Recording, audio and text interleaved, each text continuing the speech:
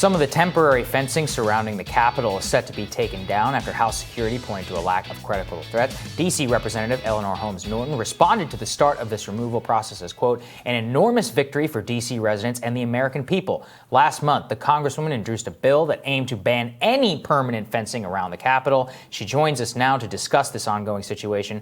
Thank you so much for joining us, Representative. We really appreciate it. Of course. So just lay out your opposition. By the way, you are my representative as well there in Congress on why exactly, our city has been reduced to a place where we have fencing, concertina wire, national troops in our capital months after the January 6th Capitol riots. The fencing has done more than closed off the front of the Capitol.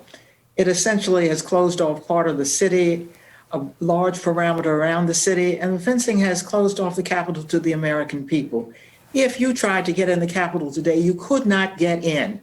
Only members of Congress can get in. This is a favored visiting spot for the American people. There's no reason that they cannot visit their own Capitol now. Yeah. And you said previously that you thought that Congress was afraid of its own shadow. What did you mean by that? I meant by that that even when there did not seem to be a threat, the Congress remained shut down. I'll give you an example. On March 4th, there was this notion out that the Congress would, that there was a threat and people would be coming to the Congress. Now,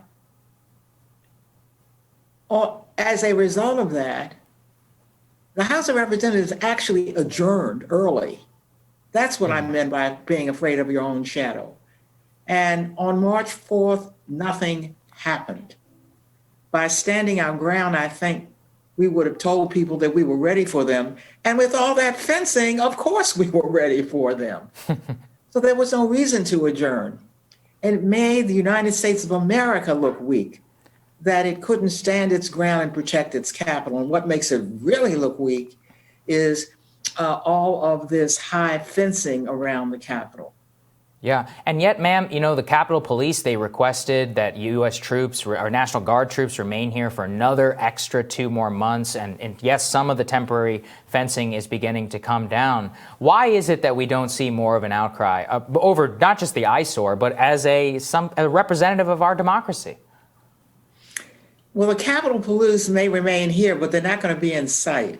Mm-hmm. In fact, even with the fencing down, there'll be some Capitol Police at the Armory, a few blocks from the Capitol. And I'm not sure what threats, and my sense is that there are no threats, that they're keeping them here just to make sure there are no threats.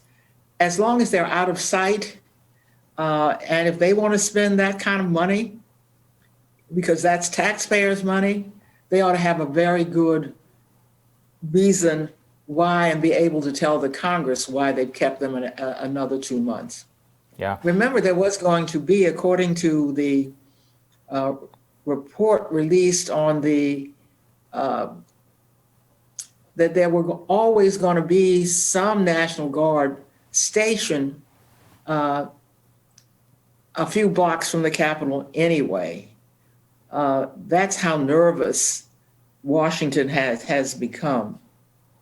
But with the fencing coming down, with the security people, and I have the